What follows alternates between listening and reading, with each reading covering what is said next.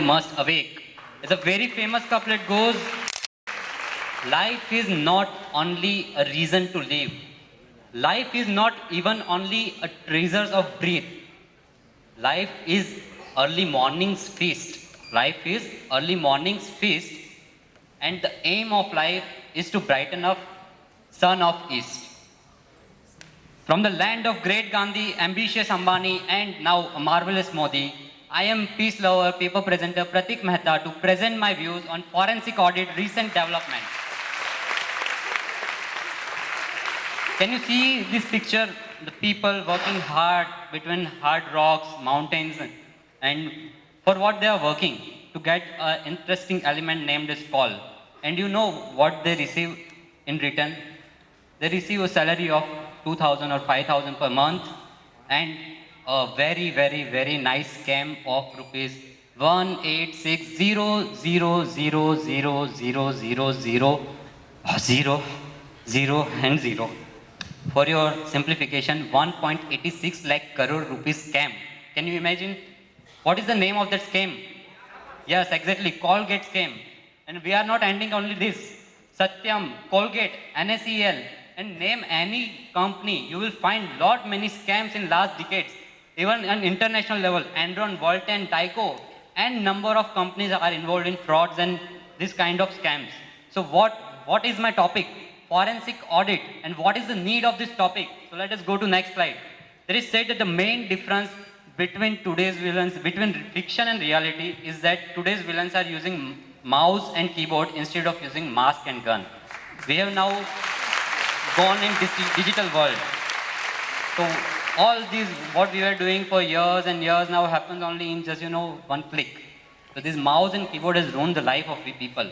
And that is where it is said that what was the use of fingerprints to the 19th century, DNA analysis to the 20th century, forensic accounting and forensic auditing will be to the 21st century. And that is where my topic starts. So let us go to the meaning of forensic audit.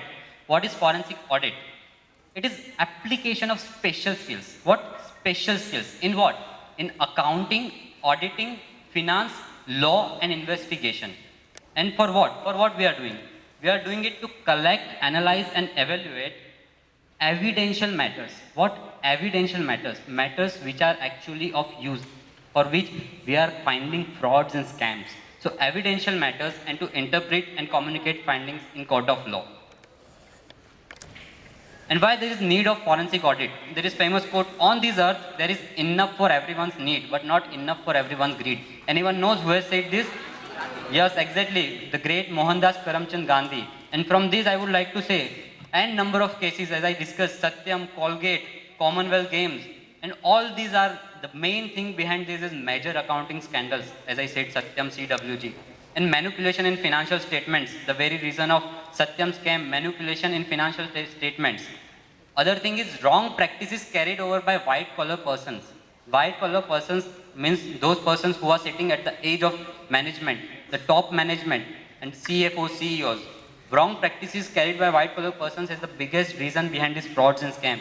There is one research, it says that when a robber does robbery, like robber stealing and all this stuff, it amounts to average of $250 rupees.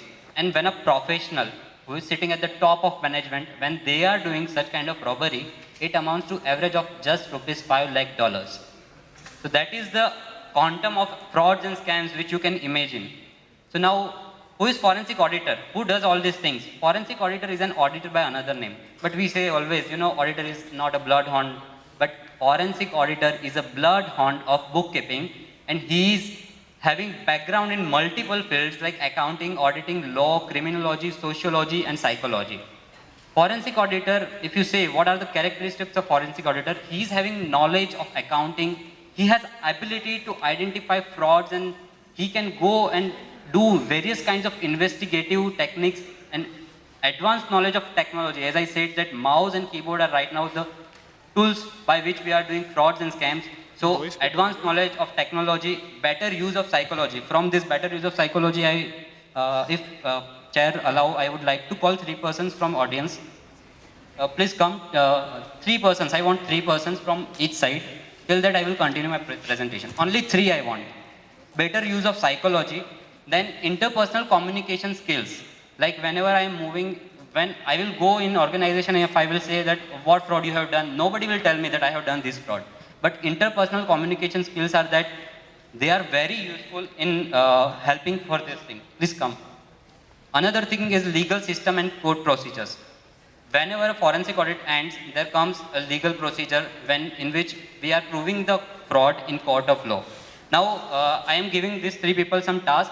You also can join. Friends, you have to look at me and you have to do what I am telling you. Okay? Keep your hands like this. You all can join us. Okay? Rotate it. Faster. Faster. Faster. All your hands, on your fingers, on your chin. See, you see in the psychology of people, I said them that you look at me, but you do what I am telling you to do. They are just looking at me and doing what I am doing.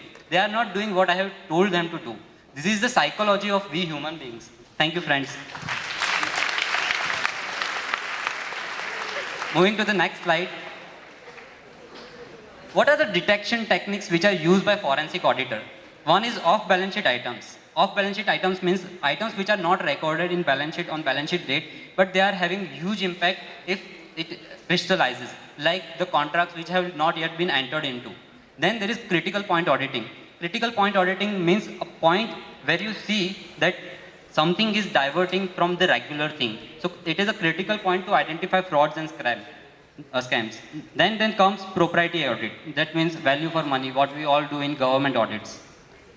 What are the analysis techniques? How we detect the fraud? So for that, there are a few analysis techniques. It says proactive method in which we use data mining softwares like CARTS, Excel, Advanced Excel, and digital analysis like Banford's law and other various law statistical tools are very useful in doing proactive methods.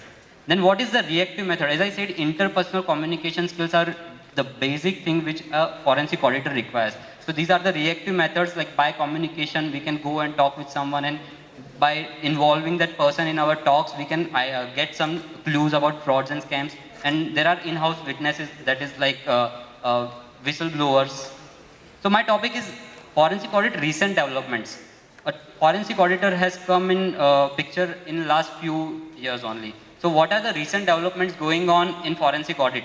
So there are various types of things like insurance claims, divorce proceeding and matrimonial disputes. This is not, friends, divorce and matrimony between her husband and wife. This is divorce and matrimonial things between companies, which we call amalgamations and demerger.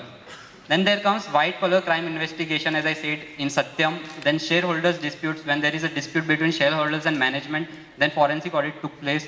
Business valuations and actions concerning frauds in finance.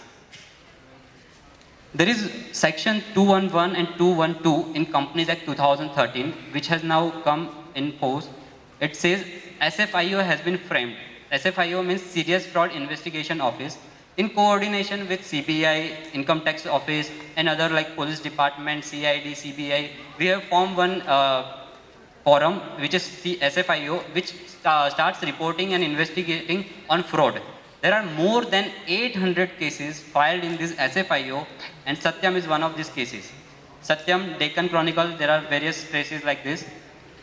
There is another section, section 143, subsection 12, which talks about if an auditor in the course of his or her audit has reason to believe that an offense involving fraud is being or has been committed against the company by its officer or employees, then the auditor has to immediately report to the central government within a prescribed time, and at such time, audit committee is required to appoint investigation, that is forensic audit, for its company. What is RBI's lookout? RBI says that there will be continuous vigilance and intelligence gathering on banks. This was reported by Deputy Governor RBI Mumbai on 26th of August 2014. So coming to the conclusion, friends, forensic audit, as I said, is a new child on block. It is a continuously growing field. As I said, like frauds and scams are something which does not erupt just suddenly. It is efforts of years of by white collar crime personnel. So the role of forensic audit is bound to continuously grow. And there is one community, Indian forensic community, it is growing tremendously. And it is one of the field in which we all can have a large amount of career orientation. So where one of the 10 hottest jobs, that is what US says. Courses by university have already been started. There is one course by ICAI, post qualification, we can do course on it, and we can always prepare by our own.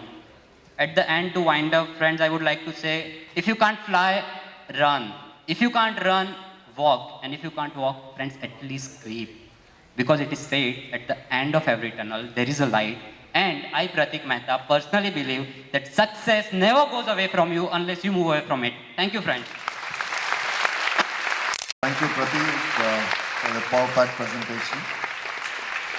And in order to save time, let me invite Deepak to speak on internal financial controls.